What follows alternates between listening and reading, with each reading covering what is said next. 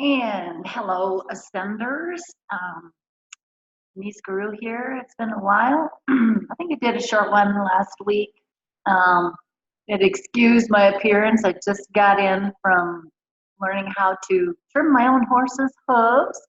That's another challenge that I set up for myself in this lifetime, learning how to do things myself that I usually pay others to do. It's called doing our work, isn't it? I'm learning so much from it. But today I wanted to talk about ascension and death. And the reason I bring that up is because my dad just passed 2 days ago. Let's see, today's Saturday. 3 days ago. He passed Thursday. Today is Saturday, the 27th of July. Um, and we've known for about a year that he has had a large tumor on his liver, in his kidney, and his adrenal. Um, and so he's been dealing with this for the past year. And my dad is, I would say he's, awakened. He has been awakening through me the last few years more and more. And the major thing about his awakening is he really stepped out of the matrix as far as his treatment plan. He did not want to support that agenda. He opted out of any of their treatments, any of their chemo, any of their drugs. He decided that he was going to do everything as naturally as he can, as he could. My dad is 100% Bohemian, so that means he's a gypsy. He chose to come into this lifetime as the gypsy culture, even though he really didn't live it after his ancestors moved here in the States because of all the persecution. But he decided to go out gypsy fashion. He went out naturally. He did not want to go into hospice. He did go to the hospital the Saturday before he passed. He was having trouble breathing, and it was just complications from the tumor pressing on some of the blood vessels and making his heart work too fast, and it wasn't really getting the blood and the oxygen where it needed to go. It was just pooling. So once he found out what was going on, he unplugged everything, said, "Get me the hell out of here. I came into this world naked. I'll leave this hospital naked." And so, his wife, my stepmother, took him home, and he wanted to go the natural way. And that shows that for him, he would, before he died, he had already exited the matrix as much as he could.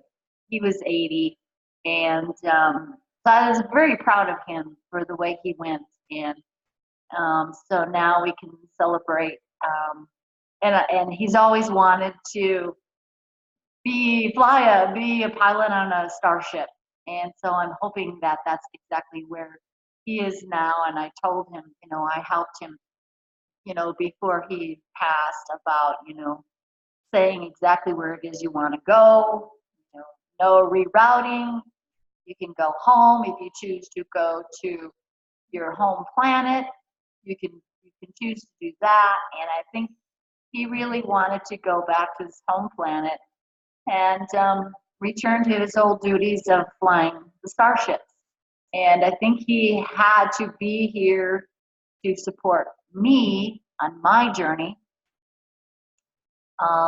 Even though I was the one who woke up a little bit, woke up before he did. I woke up and woke him up, and then, he just, he was my rock. He was always there for me.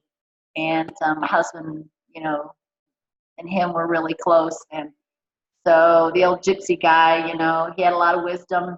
He lived very frugally. And I told him, I said, I think one of your lessons in this lifetime was learning how to be content with what you have. which is a lesson that all of us need to learn to get out of this matrix, is to be content with what we have and to be present and to choose to be here and not always look for a way out. You know, and I think I'm really not sure I really get into this, oh, we're ascending, we're going through all of this because we want to take our physical body with us. It's almost like it is a justification for still being afraid to die, still being afraid to go through that transition. And through my horses, I've helped quite a few of my horses cross over, and it was always really interesting. You know, the very end, I was just dealing with the physical body. The spirit had already, I could tell by the eyes. You can see when the soul leaves the body by the eyes. And it would be, the soul would be gone, but I was still dealing with the physical body because the physical body holds on because it knows that, you know, this is the end for it. And so I really think that all of this ascension talk about, oh, we're going to, you know, transcend and take our physical bodies with us, I don't know, I think it kind of holds us back, and it's still holding on to that fear of transitioning. You know, many of us don't like our physical bodies, do we? We really don't want to take them with us. Why would we want to? I don't understand why, if we're going into a higher dimension, why we want to drag this along with us. You know, we're trying to get something that's physical to change into something that's more of a light body. A lot of that stuff just doesn't resonate. Maybe it's that old gypsy stuff in me. You know, we're pretty earthbound, and you know, we just have a little different way of looking at things. And so, you know, I just think that we really have to do the work while we're here and deal with really, really experience the physicality of being here and choosing to be here, and learning the techniques that bring us into that moment of being present, like horses. You know, I went to a seminar about horse brains and human brains, and the difference between a horse brain and a human brain is the frontal lobe. The human brain has a huge frontal lobe, and the horse brain has a very small frontal lobe. And that's why we say horses have 1 foot here and 1 foot in the spiritual realm. They're so connected to the spiritual realm because they're not connected to all of this mind chatter that we have that's part of our frontal lobe. The frontal lobe is always looking for the future, tomorrow, tomorrow, tomorrow, and oh, if I only had this, what if I had that, and I need this, and I'm afraid to die, and oh, what if I do this and I get sick? Oh, what if I get cancer? Will I suffer? And next week is this, and will it really happen? And oh, you know, oh, well, we're in ascension now, and I'm having all these ascension symptoms, and when will they end? And oh, that person is having this ascension symptom, and I'm not having that. And so does that mean that I'm not ascending? And oh, they say this about ascension, and we're going to take our physical body with us, and how do I do that? I might not be doing it right. I'm not eating the right foods. I'm not really happy about where I am in this ascension process. Blah, blah, blah, blah, blah, blah, blah. You see where I'm getting with this? Do you see the segue here? Horses do not have that. They don't have that mind chatter that is associated with the frontal lobe. They're in the moment. What's going on with them right now? They're in the present 24/7. It is their interactions with us that cause dangerous things to happen to them, that gets that little slice of frontal lobe that they have going. We call it the amygdala hijack. It is the memory things that happen to us to keep us preserved. And we know that because horses are a prey animal, they have developed this very strong sense of preservation. So they learn, they can read, they can feel your feelings, they can hear your heartbeat. They know if they're standing with a person who has heart coherence. They know if you are going to keep them safe or not. They can read all of that. They can read your body language. They know that even if the words are coming out, oh, nice and sweet, and your body language and your heart is saying something different, they know exactly that you are a non-congruent person. And they can do this because they don't have that huge frontal lobe that we have. So they learn to live in the present. And we can learn from them to be more like that. Just not to stop worrying about, oh, are we go, oh, here another date has come and gone and we're still here. Oh, another date is coming. Every full moon that comes, or every half moon that comes, every dark moon that comes, there's always something that, oh, this is going to happen and that's going to happen, and we have all of these, insights, and we're supposed to be doing this moon means this, and so everybody should be acting like this, and some people are going, well, I'm not, and I don't understand, and who am I don't understand why I'm not feeling the same. And I think a lot of us are just going along with the crowd because, oh, who would I be? I don't know anything. Who would I be if I'm not experiencing the same thing that everybody else is saying we're supposed to be experiencing? How is that ascending? It's all turning now. It's all turning into a big game, and it's like I'm opting out. I am not worrying about all the 7 signs that I am ascending, the 7 signs that I might be out of the matrix, the 10 signs that you're an empath, and blah blah blah blah. It just goes on and on and on. And we put so many labels on everything, and we're so worried about getting the correct label and being politically correct, and following the right person, and none of that has anything to do with going within, does it? When you really sit down and think about it, none of that has anything about going within and getting your own information. And that's why I like heart math so much.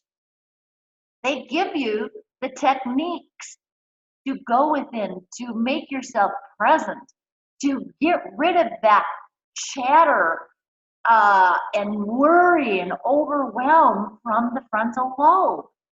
And it's all about reconnecting to the heart center and listening to the heart. I mean, the Native Americans, the Aborigines, the original people, the Pleiadians, they all know it's all within this heart area. And so many of us are still doing that. We're bypassing the heart, we're bypassing our own information because we have to follow the crowd. We have to do what everybody else is telling us to do. And if we're not, and we're not seeing the exact same thing everybody else is supposedly seeing, we're not doing it right. And who am I to listen to my own self? Who am I to listen to my inner self? What do I know? It's kind of like when I became a Reiki master for a long time, I didn't touch anybody. Basically because I knew that I wasn't ready, because I basically did it because I had to take my own journey and do my own healing, and to touch anybody before I was healed, had done my work, was ridiculous. And some of it was old programming. I'm not good enough. What do I know? What does my heart know? I'm not listening to my heart because some person on the YouTube is saying something completely different. You see what I mean? You see where this is starting to go? And that's why I really haven't been doing a lot of videos, because I'm watching all these people and it's like there's this dead piece of meat in the street and all the flies are gathering and the pheromones are putting out and more flies are gathering and we're all just The flies are just flying around, flying around, flying around, flying around, feeding, but they're not going, well, how is this really working for me? I'm doing what everybody else is doing because that fly is there and that fly there and that fly's there. I better be there too, because if I'm not, I might die, I might starve, So I guess that's my rant for today. And people send me, I get a lot of friends who are always sending me videos, watch this, and I watch it, and they're all doing the same thing. They're all telling us how we're supposed to live. And, but none of these people are actually telling us how to do that. They're not giving us the techniques. They're just telling us. So we walk around going, well, I'm supposed to be like this. I'm supposed to be more open-hearted, and I'm supposed to be more grounded, and so I'm supposed to do that. But the inside of you is going, I really don't know how to do that. And I don't know how it feels if I am doing that. And so we jump from one person to the next because we listened to the one person, they said, okay, you should do this and that and that. And so we listen and we go, yeah, I get it. Okay, yeah, I'm supposed to do this. But then a week later, you're back to normal.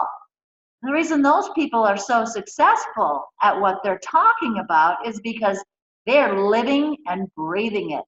They're talking about it 24/7. That's their bread and butter. So they better talk about it every day of their life. They better do these conferences. And what they're doing is they're reprogramming the first 7 years of their programming, their first 7 years of life. You've heard about this before. I think I talked about this before. When we're in the womb, the last trimester of the womb, we're actually recorders until we're like 7 years old. Some say younger. So all we're doing is we're this empty program, this empty computer program, and we just take in everything that happens around us, be good or bad. And so that becomes who we are. And it anchors in our subconscious mind. And so when we're conscious and we act a certain way to something, or we act out, or it's because of our program. So these people that are out telling us how we need to live, they have reprogrammed themselves because they have done it continually. It's like training a horse. When you train a horse, you do repetition over and over and over and over and over again until it becomes automatic, until it becomes part of their subconscious mind. So that's why a lot of the stuff that these people talk about, it's like it works for us for a couple days. And if we don't utilize what they're saying, if we don't do what they're doing, we don't do the work, we're on to the next one. Well, that didn't work for me, so I'm going to try this person. It's like we still, even though we're in this ascension program, we're all still looking for that quick fix.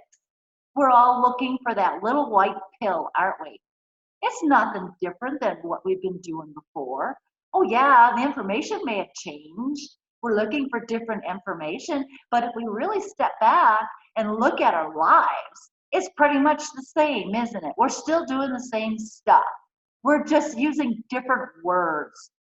We're just using different terms. So until we learn how to do the reprogramming, until we really find something that really, really resonates with you and live it and breathe it day in and day out, until it becomes who we are, and we keep doing that, our lives are not going to change. We're really, really good at bringing all this information in. We love all this new information, and we love all these new dates that are coming.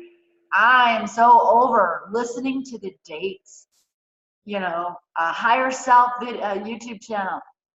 It's all these videos about these dates that are coming up, and oh, this wave has come through, and that wave has come through, and this wave has come through. But here we are, right? We're still doing the same thing, aren't we? We're still doing the same thing. And So until we learn to integrate and utilize some of these techniques, we're still going to be controlled by the frontal lobe of our brain. We're still going to be looking up to everybody else, these people that find out their own information, because these people have learned to go within and go, "Ooh, I have something different. I have something different." And that something different has worked for that person. But of course, we want to share it with everybody else. And hey, it might make us a few bucks. But, if it doesn't resonate with you, it's the same as, it's the same kind of principle, but the opposite of how, something bad happened to somebody and nobody really cares. Oh, yeah, that person. It's like my daughter. She's going into her third trimester of pregnancy and she broke her foot. She can't have surgery until after she delivers the baby. Then she works for the county. And do you think they would give her a special parking spot so she doesn't have to scoot herself? She has like a little scooter that she puts her bad leg on, and then she's like, one leg on the ground and one on the scooter. And remember, she's pregnant. She has to do this for 3 blocks. Her office said, oh, the person, her director or whatever said, "Oh yeah, I broke my hand once. Yeah, I know, was very painful, but I think you'll be fine." So what does a broken foot and being pregnant and having to travel 3 blocks up and down hills have to do with a broken hand? So this person has no empathy. Person doesn't care because it really isn't affecting them at the moment. Because giving her a special pass so she can use the handicap parking spot at her location, well, that just might be a little inconvenient for her, maybe a little bit more work for her because she has to do paperwork to get the handicap sticker or whatever. So people are the same way. Nobody cares about anything unless it happens to them personally or is affecting them personally. And so, so the same thing. It's like, well, okay, this person came up with this idea. It's a new idea. But because I didn't come up with it personally, I'm not going to put in the time that is needed to anchor that new modality in and change my programming. You see what I mean? See where I'm going here? So, I'm just, I'm so done surfing all these YouTube channels and listening to all the same blah, blah, blah, blah stuff. And, it's fun. A lot of them are comedians and, they got some great stuff. But really stop and think, people. After you buy the tickets, after you've listened to them and you've gone home, what has really happened in your life a month later? Has anything changed other than having the knowledge? Are you still living like the horse? Or are you still living like that frontal lobe human being that we are? Worried about the ascension process and worried about what everybody else is saying about it and worried about, am I feeling the same stuff? And there's a wave coming and I didn't feel it. Does that mean I'm not going to ascend? And I want to take my physical body with me when I ascend because I'm too damn afraid to face death. Because even though I say I'm much more than this, I'm still afraid to leave this physical body behind. Come on, people, it's all a game. It's all a game.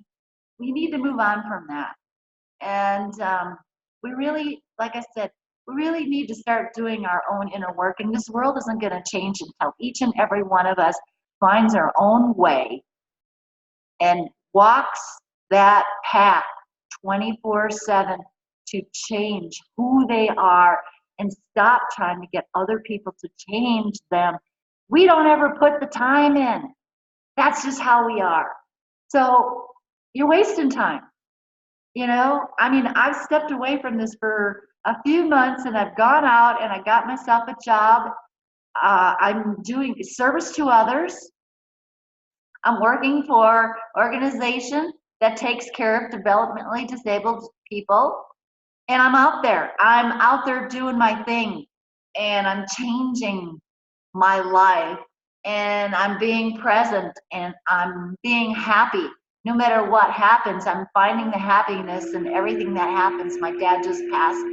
And yes, I was very sad the first day because I'm going to miss that physicality.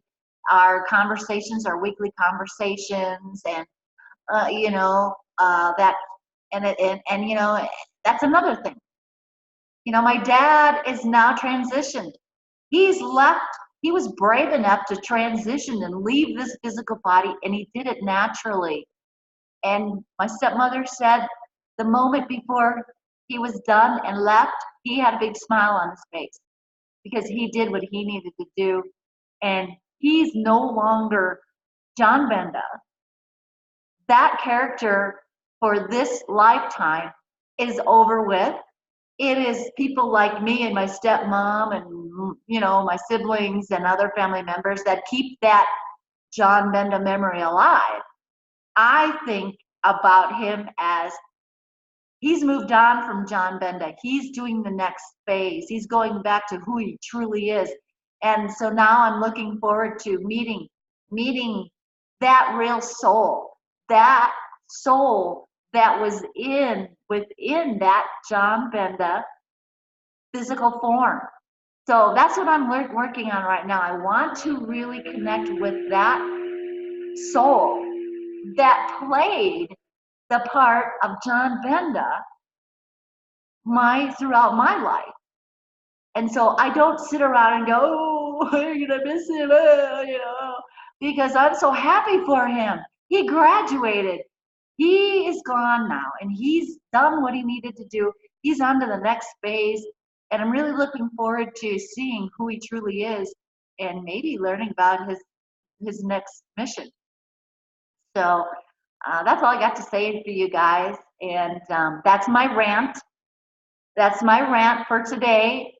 And get outside and get busy, service to others, be present, be mindful, stop worrying about all this ascension crap and what everybody else is saying, what's coming, and how we should act. We need to get out there and already be living it. It's already there. We need to be living it. We can change. We can only change it and integrate it by changing and integrating in ourselves. All right, guys, I've said enough. Hang in there. We'll talk to you.